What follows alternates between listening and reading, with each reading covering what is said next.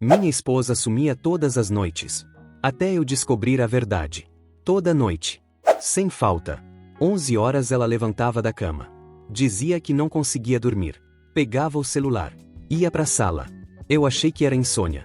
Demorei 3 meses para descobrir que era outra coisa completamente. Começou de forma tão gradual que eu não consigo identificar o dia exato em que virou padrão. Uma noite ela levantou às 11 e disse que estava com sede. Voltou 15 minutos depois.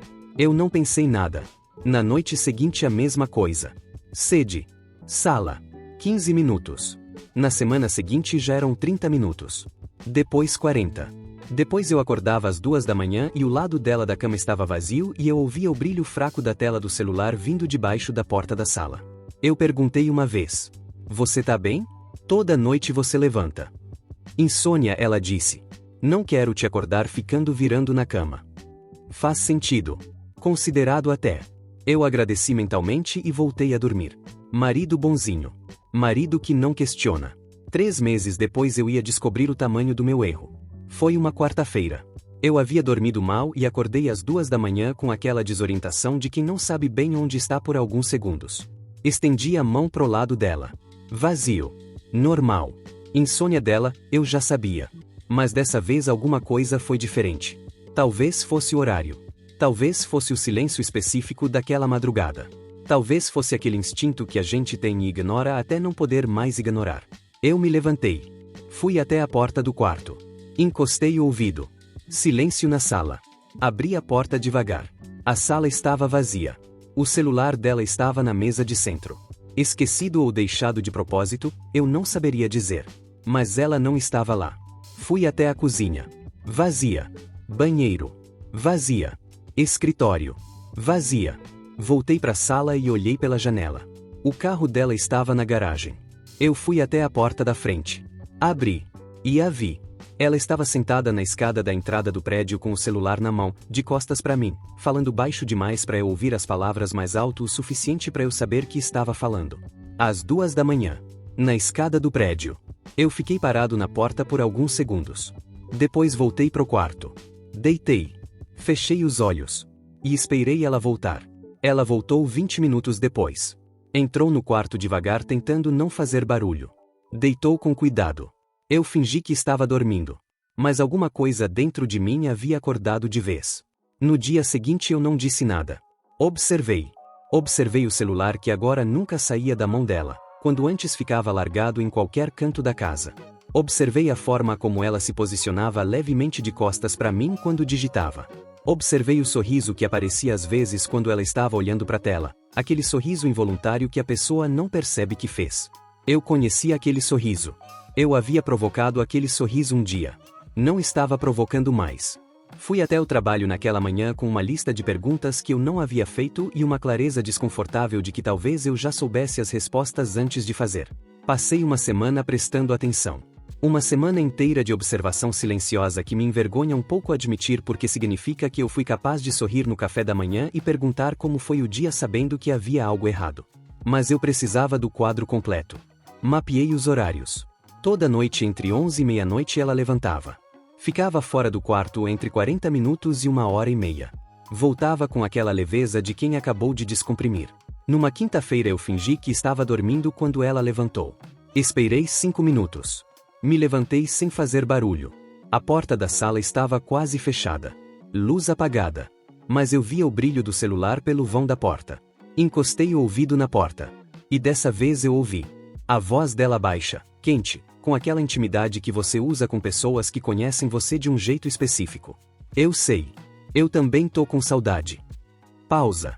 Não, ele tá dormindo. Pode falar. Pausa mais longa. Para. Ela riu baixinho. Para que eu tô aqui tentando ser séria. Eu me afastei da porta. Voltei pro quarto. Deitei. E aquele riso baixo dela ecoou dentro de mim por horas. No dia seguinte era sexta-feira. Eu acordei com uma decisão tomada. Ia saber quem era. Nome, contexto, há quanto tempo. Tudo. Não por masoquismo. Porque você não consegue tomar uma decisão real sobre o futuro sem saber exatamente o que está decidindo deixar para trás ou enfrentar. Esperei ela sair para a academia de manhã. Fui até o quarto. Peguei o tablet que ficava na mesa de cabeceira dela, que tinha a mesma conta do celular sincronizada. Abri as mensagens. O nome no topo da lista, com a última mensagem de madrugada, era Henrique. Henrique. Um nome que eu não reconhecia de nenhum contexto da vida dela. Não era colega de trabalho que eu conhecesse, não era alguém do grupo de amigos, não era ninguém que ela havia mencionado. Alguém completamente fora do meu radar. Eu comecei a ler. Vou ser honesto sobre o que senti lendo aquelas mensagens. Não foi só raiva. Raiva eu esperava. O que me pegou de surpresa foi a tristeza. Uma tristeza quieta e pesada que chegou antes da raiva e ficou mais tempo depois que ela foi embora. Porque o que eu li não era só uma troca de mensagens entre duas pessoas se encontrando às escondidas. Era uma conexão. Uma construção de semanas com camadas, com referências internas, com aquele tipo de vocabulário compartilhado que só existe entre pessoas que passaram tempo real uma dentro da vida da outra. Ele conhecia coisas sobre ela que eu não sabia. Não segredos dramáticos. Coisas pequenas. O nome do filme que ela havia assistido quando tinha 12 anos e que havia marcado a vida dela. A história da briga com a mãe que ela nunca havia resolvido completamente. O medo específico que ela tinha de uma coisa que eu nem sabia que ela tinha medo. Ela havia contado essas coisas para ele. E não havia contado para mim. Isso doeu de um jeito que eu não havia previsto. Fechei o tablet. Coloquei de volta. Fui para a cozinha. Fiz café. Sentei à mesa. Quando ela voltou da academia 40 minutos depois, eu estava na mesma cadeira com a segunda xícara de café que eu havia feito sem perceber que havia feito. Ela entrou. Me viu. Sorriu. Você já acordou. Normalmente você dorme até mais tarde na sexta. Acordei cedo hoje. Ela foi pro banheiro tomar banho. Voltou. Fez o café dela. Sentou do lado oposto. A gente ficou em silêncio por um tempo. Você tá bem? Ela perguntou. Tô pensando em algumas coisas. Sobre o quê? Eu olhei para ela. Sobre insônia eu disse. Ela não piscou. O que você quer dizer? Você levanta toda noite há 3 meses por causa de insônia. Sim. E fica na escada do prédio até de madrugada por causa de insônia. Silêncio. O café dela parou no meio do caminho para a boca. Eu vi você na semana passada, eu disse. Às 2 da manhã. Na escada. Ela pousou a xícara devagar. Bruno. Quem é o Henrique? Silêncio absoluto. Aquele tipo de silêncio que tem textura. Que você quase consegue tocar. Ela ficou olhando para mim por um tempo que pareceu muito mais longo do que foi. Você leu minhas mensagens. O tablet estava na mesa de cabeceira. Com a conta sincronizada. Você não devia ter. Quem é o Henrique? Eu repeti. Ela fechou os olhos por um segundo. Quando abriu, havia tomado alguma decisão que eu conseguia ver na mudança da postura. Alguém que eu conheci num curso online 3 meses atrás, ela disse. 3 meses. Sim. Desde quando virou ligação de madrugada na escada do prédio. Ela não respondeu imediatamente. Faz quanto tempo você levanta de noite para falar com ele? 6 semanas. 6 semanas. De insônia. De sede. De não querer me acordar virando na cama. Você estava com ele todo esse tempo e dormia do meu lado toda noite, eu disse. Não estava com ele, ela disse rápido. Não fisicamente. Nunca nos encontramos pessoalmente. Isso muda alguma coisa? Ela ficou em silêncio. Muda? Eu repeti. Não, ela disse baixinho. Não muda. Eu me levantei da mesa. Fui até a janela da cozinha. Fiquei olhando pro estacionamento lá embaixo por um tempo. Você contou coisas para ele que você nunca me contou, eu disse sem me virar. Silêncio atrás de mim. O filme de quando você tinha 12 anos. A briga com sua mãe. O medo que você tem de. Para, ela disse. Eu me virei. Ela estava com a mão na boca, os olhos cheios de água, aquela expressão de quem foi pego num lugar que não esperava ser encontrado. Você leu tudo, ela disse. Li o suficiente para saber que ele te conhece de um jeito que eu não conheço. Depois de 3 meses de mensagem. E eu sou seu marido há 7 anos. A primeira lágrima desceu. Eu não me movi. Por que você contou essas coisas para ele e não para mim? Eu perguntei. Ela demorou para responder. Porque com ele era mais fácil, ela disse. Mais fácil por quê? Porque ele não tinha história comigo. Não tinha expectativa. Eu podia ser qualquer versão de mim sem medo de decepcionar alguém que já tinha uma imagem formada. Eu processei isso. Você tinha medo de me decepcionar sendo você mesma. Ela fechou os olhos. Mais lágrimas. Eu sei como soa, ela disse. Soa como 7 anos de casamento onde você nunca foi completamente você. Ela não respondeu. Porque era verdade. Eu peguei as chaves do carro. Onde você vai? Ela perguntou, a voz partida. Dirigir. Pensar. Bruno. Eu volto. Mas eu preciso de algumas horas. Eu saí. Dirigi por 2 horas sem destino. Pela cidade, pela rodovia, de volta pela cidade. Aquele tipo de movimento que o corpo pede quando a cabeça está processando mais do que consegue processar parada. Parei num posto de gasolina no meio do caminho. Pedi um café. Sentei numa mesa de plástico branco debaixo de uma luz de neon às 10 da manhã de sexta-feira. E liguei pro meu amigo Sérgio. Sérgio que atendeu no segundo toque e quando ouviu minha voz disse imediatamente: o que aconteceu? Contei tudo. O Henrique, as madrugadas, as mensagens, a conversa da cozinha. Ele ouviu sem interromper. O que você tá sentindo? Ele perguntou quando eu terminei. Traído, eu disse. Mas não só pelo Henrique. Pelos 7 anos. Pela versão dela que existia em casa e pela versão que apareceu naquelas mensagens que eu não conhecia. Você quer terminar? Eu fiquei em silêncio por um longo tempo. Eu não sei, eu disse.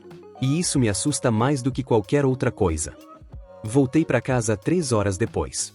Ela estava sentada no sofá. Não no celular, não na televisão. Sentada e esperando, o que me disse que ela havia passado aquelas 3 horas entendendo o que estava em jogo. Eu sentei na poltrona. A gente ficou em silêncio por um momento. Você terminou com ele? Eu perguntei. Sim. Enquanto você estava fora. Por escolha sua ou por saber que eu ia perguntar? Ela me olhou. Por escolha minha. Porque quando você saiu eu sentei aqui e pensei no que estava arriscando. E o que estava arriscando era real. E o que eu estava correndo atrás era uma ilusão de conexão que existia porque não tinha peso real. Não tinha peso real porque não existia no mundo real, eu disse. Sim. No mundo real existem 7 anos. Existem decisões compartilhadas e contas para pagar e dias ruins e tudo que é difícil de verdade. E você estava escapando disso às madrugadas para falar com alguém que existe numa bolha sem consequência. Eu sei. O que você estava fugindo? Eu perguntei. Ela demorou. De mim mesma, ela disse. Da versão de mim que achava que você esperava. Que eu havia construído aqui dentro ao longo dos anos. Sem você pedir. Por conta própria. E que havia se tornado sufocante de um jeito que eu não soube nomear e então encontrei uma saída lateral ao invés de falar com você. Você nunca me disse que se sentia assim. Eu não sabia dizer. Eu mal sabia sentir direito. Essa foi a conversa mais longa que eu já tive na minha vida. Começou na sala, migrou para a cozinha quando a fome apareceu no meio do caminho, voltou para a sala, terminou no quarto às 11 da noite. Horas de conversa que deveriam ter acontecido ao longo de anos mas que haviam sido adiadas por medo e por aquele conforto enganoso de quem acha que silêncio é paz quando na verdade é só adiamento. Em algum ponto no meio dessa conversa ela disse: você vai me perdoar? E eu disse uma coisa que eu não havia planejado dizer mas que saiu verdadeira. Eu já te perdoei. O que eu preciso agora não é de perdão. É de entender como a gente constrói algo diferente do que tinha antes. Porque o que tinha antes claramente não estava funcionando para você. E se não estava funcionando para você, eu preciso saber o que estava faltando de verdade. Ela ficou me olhando por um longo tempo. Você não vai me culpar, ela disse com uma surpresa genuína. Eu tô com raiva. Tô com tristeza. Tô com um monte de coisa ao mesmo tempo. Mas culpar não resolve o que está quebrado. E eu quero resolver. Se você quiser também. Eu quero, ela disse imediatamente. Então a gente precisa de ajuda para fazer isso direito. Terapia começou 2 semanas depois. O terapeuta era um homem calmo com aquela habilidade específica de fazer perguntas que abrem portas que você não sabia que existiam. Na 3ª sessão ele perguntou para ela: quando você criou essa versão de si mesma que achava que Bruno esperava, o que você abriu mão? Ela pensou por um longo tempo. Da minha estranheza, ela disse. Das coisas em mim que achei que eram demais. Que eram difíceis de amar. Então fui deixando de lado até virar uma versão mais suave, mais fácil, mais do que eu achava que ele precisava. O terapeuta se virou para mim. Você sabia que ela havia feito isso? Não, eu disse. Você pediu isso dela em algum momento? Nunca. Então ela passou anos se adaptando a uma expectativa que você nunca teve. Silêncio entre a gente. Eu nunca pedi que você fosse mais fácil, eu disse para ela. Eu sei, ela disse. Eu criei essa história sozinha. E foram as partes que você escondeu que você mostrou para ele. Ela fechou os olhos. Sim. Então o que você precisava não era do Henrique, o terapeuta disse com calma. Era de espaço para ser quem você é dentro do seu próprio casamento. Aquela sessão mudou alguma coisa entre a gente. Não resolveu tudo. Não fechou a ferida. Mas abriu uma janela que havia estado fechada por tempo demais. A gente começou a ter conversas que nunca havia tido. Sobre medos, sobre expectativas que nunca haviam sido ditas em voz alta, sobre as versões de cada um que haviam ficado escondidas porque nenhum dos dois havia criado espaço suficiente para elas aparecerem. Ela parou de sumir à noite. Não porque eu havia pedido. Porque não havia mais nada para fugir. Numa madrugada, umas 3 semanas depois de tudo, eu acordei e o lado dela estava vazio. Meu coração deu um salto. Me levantei. Fui até a sala. Ela estava lá. Mas sem celular. Sentada no sofá com um livro no colo e um copo de água do lado. Ela levantou o olhar quando eu entrei. Insônia de verdade dessa vez, ela disse com um sorriso pequeno. Eu olhei para ela por um segundo. Sentei do lado dela no sofá. Eu fico aqui um pouco, eu disse. Ela se aproximou levemente. Eu fiquei. A gente ficou em silêncio por meia hora no sofá no meio da madrugada sem precisar preencher nada. E foi a primeira vez em muito tempo que o silêncio entre a gente pareceu paz de verdade. Minha esposa sumia todas as noites. E a verdade que eu descobri não foi só sobre o Henrique. Foi sobre 7 anos de um casamento onde os dois havíamos nos tornado versões cuidadosas de nós mesmos sem perceber. Onde a estabilidade havia virado rotina, a rotina havia virado distância, e a distância havia criado um vácuo que ela havia preenchido do jeito errado. Ela errou. Errou de verdade e de um jeito que custou caro para nós dois.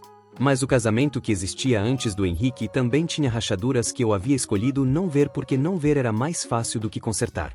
Às vezes a traição não é o problema.